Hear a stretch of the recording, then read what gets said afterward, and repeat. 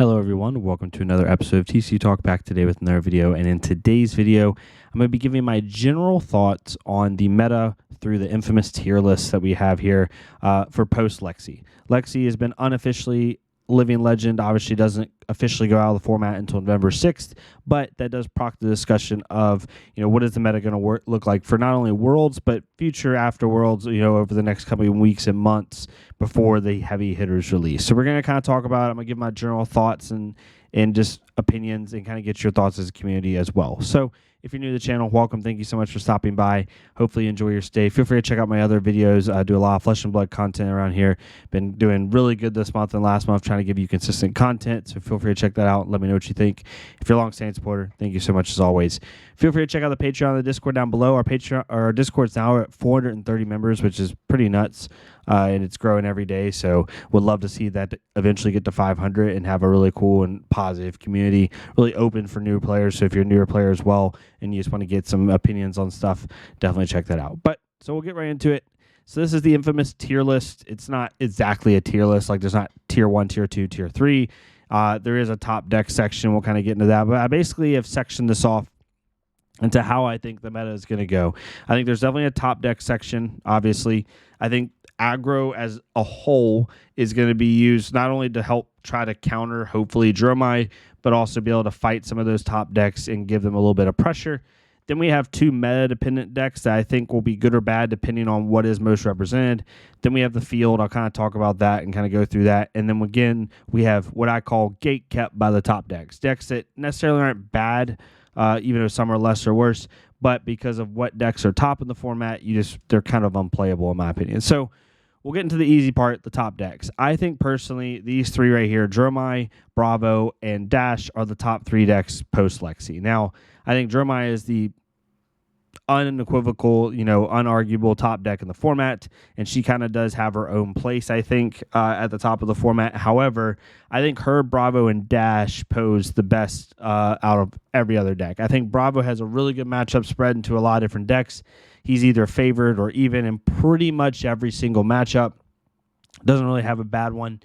Dash, in my opinion, is kind of where Dash has always been, which is 50-50. However, I think with Lexi leaving the format, I think hybrid Dash builds are really going to be able to shine and do really well. We already saw Merritt Kemp start out 9-0 at the Calling Dallas, and I think Dash is going to start to be a little more specialized. Most of the Bright Lights pieces don't really affect Dash all too much. Maybe there's like inclusions of one or two, but overall, I think Dash is just in a really good spot, to be quite honest. Now, the fact that Dash every single matchup is pretty much 50-50 or around there for Dash is what makes it hard for her to convert at big tournaments because you have to play perfectly. However, I just think she's in a really good spot, and overall, I think, when you look at like some decks where, like Katsu or even Azalea and Phi that have these really like favorable matchups, they also have really unfavorable matchups, in my opinion, whereas Dash is just kind of good in everything. And then you have Dromai. She dominated the Calling Dallas. The Calling Dallas was very small, only 280 players that I just came from. However, the player quality there was insane. And to see her dominate that event, quite literally, I think it was like 5 in the top 8. I mean, you can't really argue it, right? Then you have the second tier, and I do think these will be the tier 2 decks, especially the first two. I think Katsu and Phi will kind of hover in tier 2 and also just fill the aggro role, right? Every meta has an aggro element to it for the most part. And this meta specifically, I think the only two really control-based decks you have that are also viable in the meta as a whole are Bravo, can play a little control-based with like Titan's Fist, like the one I played on stream, and then you also can play like a Tree Frog Dash. But neither one of those decks, I think, can consistently all the time fatigue out or control out these aggro decks. And I think these decks will be the most combative into Dromai, who will be the top deck. Now, a lot of people have been disagreeing with me on this, and I've talked to a couple really top Dromai players, including like Mara Faris and like a couple other top ones. This matchup, Dromai and the Ninjas, especially Katsu specifically, is a true 50-50 matchup now. It is. Any Katsu that says it's not, I'm sorry. Normally, I'm not really bullish on opinions here, but like on the channel, I try to stay objective. But I'm telling you right now, if you think this matchup is heavily favored in Katsu, you're not playing a good Dromai. I'm just going to say it straight up. You're not. This matchup is very 50-50 now with Tome. It allows Dromai to play a different set of dragons and different ratios that makes her better into the aggro matchup, and the card is just insane for gas in general. So that's just my opinion. Fi is a little bit better favored in a Dromai than Katsu is. I'd say Fi is definitely just straight up favored, not like heavily favored. I think it's like 55-45. But Dromai is a very difficult deck to pilot, and against aggro, it's even more difficult. So that's probably why at like a lower level, even levels I play, Armory level, you're still seeing like aggro kind of dominate that matchup. But at the top levels, it's a true 50-50 in my opinion. The last deck I have in here that actually I think has a lot of agency, I'm not saying it's a top deck by any means, but I think it has a lot of agency, is Rhinar. Now, Rhinar does not like these two, right? He doesn't like aggro. However, the matchup is not unwinnable by any means. It's not like a Dromai Uziri matchup where it's just like abysmal. It's just not fun to play, right? But it is winnable. You can high roll, you can play well, you can block well and do things. I mean, we saw Rhinar in the Calling Taipei, like, just stunt a Lexi, and it was more of a tank-based build with like tomes and barkbone strapping and stuff like that. So there's ways to tech into it. Well, the reason I like Rhinar is because Rhinar, I think, is in a really good spot in all these decks, especially these two. Rhinar has a very good Bravo matchup, has a lot of block, has a lot of ways to play the value game, can like have good blowout turns and prevent Bravo from effectively blocking out like he wants to. And he also has obviously a really good Dromai matchup. The more red line Dromai gets, the least that Phantasm matters. However, Rhinar naturally just has a good matchup in a Dromai no matter which way you swing it, right? It's definitely not an auto win, but it's definitely good. And he's good in a dash. He has a lot of item hate. He's really good in all three of these matchups, and he's winnable into these two. He also is winnable in the Icelander and Azalea, which I think will be the next like two biggest decks. So I think Rhinar's in a decent spot. I think more people just need to specialize the hero.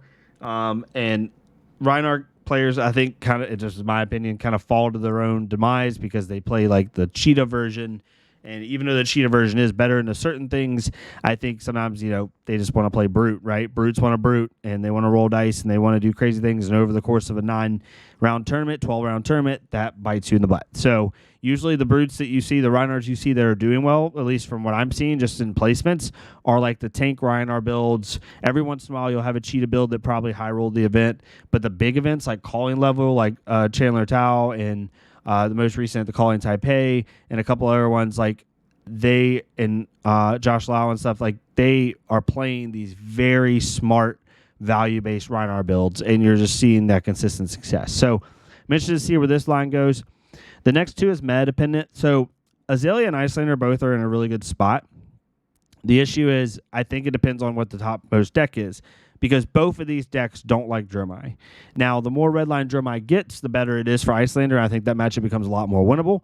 However, I do think Dromai just naturally is bad. Icelander is bad in a Dromai naturally. It's not a fun matchup. It takes a lot of skill to win. And Azalea does not like Dromai either. Again, both of these are winnable. We've seen Levi just dismantle Dromais before. However, it takes a hyper specialist to win this matchup, and it takes just a lot of things going your way. Also, Bravo, not fun for either one of these decks, right? Not fun at all. I mean, especially Azalea. I personally, as Azalea, I am equally as annoyed playing a Bravo as I am a Dromai, because Bravo can just absolutely destroy you. Icelander, doesn't like Bravo as much either because she can't get around the dominate. She doesn't block as efficiently sometimes, and Bravo can just kind of like stun her. And Bravo really doesn't care about you taxing him because he's going to have thrown his attack before you can disrupt him sometimes. So that doesn't feel good. And then dash is dash. It's kind of whatever. But this is very meta-dependent. I think if aggro, the reason I put these in the meta-dependent category is if aggro really starts to shine and find a way to just combat the new Dromai decks and, play around Bravo. Maybe Bravo's representation goes down a little bit. Maybe Dromai is still the top most rep deck, because I think it will be no matter what. But maybe it's like pretty even with these three. Then I think you see these two do good. But if the meta is like Dromai all day, Dromai is the best deck followed by Bravo, and these two are like kind of how Lexi and Dromai were for Dallas, I think these two decks just suffer. You might see one or two specialists do really good with them, but I don't think they do as well as you think, as good as they are. So, just my opinion. When it comes to the field category, my Twitter one was a little bit different that I put up this morning, and so I'm sorry if it looks a little bit different. It just does. My Twitter one had Bolton here I think. Yeah, Bolton here, and it had Leviah here. But they're not really meta dependent, but they're also not aggro, in my opinion. So I put them at the top of the field, and I'll tell you why. So originally I was going to have them at meta dependent, saying, like, you know, if the right meta shapes for them, they could be really good, and they're both emerging decks. But then I was like, okay, well, wait, what meta dependent thing could they be, right? And I couldn't really answer that question. So I want to put these two, I want to put them just kind of up here, but both of these heroes have, it's similar to Azalea, but even Azalea now has a calling win. Both of these heroes for like the last couple of months now have been saying, okay, they got better, they're good, you know, they're playable. We haven't seen results yet. And until we see results, they are going to stay at the top of the field for me. Once we see results for them, I think they'll be fine, and you can put them up here. But right now, I think these 8 decks are the decks, in my opinion. Also think Dash.io, I'm really interested to see where she goes. I think her aggro-based version could put her in like this category, but we have to wait and see. And then the rest of these are just field play. I have seen people say Prism could be a good counter to some of these top decks, but she just cries to Dromai. Bravo's not fun or winnable. I just don't see it. And then you have these 4 down here. They're just gate kept.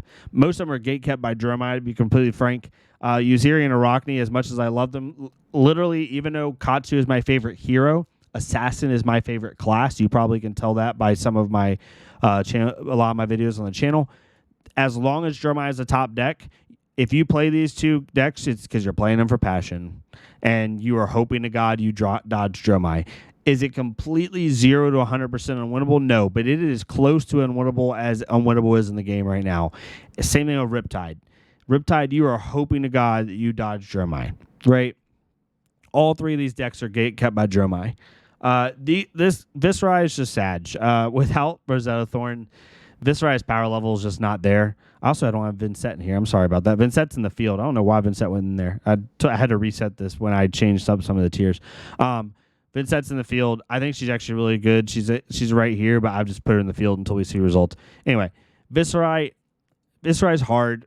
And with Rosetta Thorn being gone, his power level is just not there. He can't quite run with people. Do you see Specialists maybe go even with him one tournament? But that's the best she's going to get. And until he gets more tools, more ways to push damage, more ways to play, I just don't see it. And they're never going to unban Bloodchief Scalata. So until then, sorry, Vis fans. I feel bad. Sorry, Parker. But this is kind of where I'm at. Again, my Twitter one had a little bit different. My Twitter one was like this, I believe. Yeah, my Twitter one was like this. But because these 2 haven't gotten results yet, I need to put them in the field until they do so. So this is where my thought base is. Let me know what your thoughts are. I'd love to hear it. I think this is pretty solid, pretty standard, and I'm excited to see where the meta goes. Hopefully I'm right on some things. Hopefully I'm wrong on others. It'd be cool to see some rogue stuff, some new stuff get implemented. Let me know what your thoughts are in the comments down below. Just make it constructive. If you disagree, please give me the reason why you think what you think. Not just, I think this, I don't think that's right. One person did point out that they think Leviah is in a better spot than Rhinar. I don't think so. I think Leviah can just kill herself sometimes. I think Rhinar's intimidate factor really allows him to get around Bravo better, and even Dromai better. I think Leviah has a higher power ceiling, but I think the consistency over a big 12-round calling tournament, you're going to want Rhinar. So that's just where my thought is. But let me know what your thoughts are in the comments down below. Can't wait to see y'all at future events.